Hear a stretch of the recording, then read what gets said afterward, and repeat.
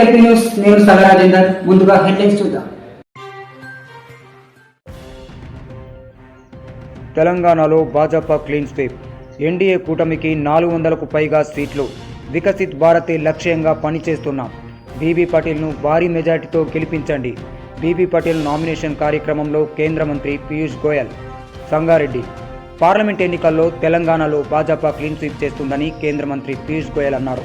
సంగారెడ్డి జిల్లా కలెక్టర్ కార్యాలయంలో జకీరాబాద్ BJP MP అభ్యర్థి బీబీ పటేల్ నామినేషన్ దాఖలు చేశారు. అంతకుముందు బీబీ పటేల్ గణేష్ దేవాలయంలో ప్రత్యేక పూజలు నిర్వహించారు. నామినేషన్ అనంతరం భారీ ర్యాలీ నిర్వహించారు. మహిళల కోలాటం, బోనాలు, డప్పుచప్పులతో భారీ ర్యాలీ చేపట్టి సంగారెడ్డిలో పిఎస్ఆర్ గార్డెన్లో కార్యకర్తల సమావేశం నిర్వహించారు. కేంద్ర మంత్రి పీయూష్ గోయల్, ఎంపీ బీబీ పటేల్, జాతీయ ఓబీసీ అధ్యక్షులు లక్ష్మణ్, ఎమ్మెల్యే వెంకటరమణారెడ్డిలు ముఖ్య అతిథులుగా పాల్గొన్నారు. ఈ సందర్భంగా పీయూష్ గోయల్ మాట్లాడుతూ దేశంలో ఎన్డీఏ కూటమికి 400కు పైగా ఎంపీ సీట్లు సాధిస్తుందని వెల్లడించారు.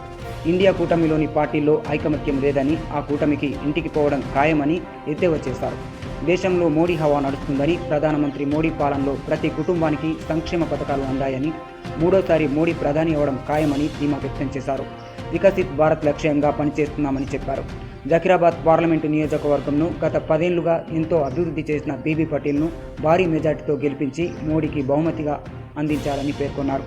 ఈ కార్యక్రమంలో బీజేపీ సంగారెడ్డి జిల్లా అధ్యక్షులు గోదావరి అంజిరెడ్డి, కామారెడ్డి జిల్లా అధ్యక్షులు అరుణతార తదితరులు పాల్గొన్నారు.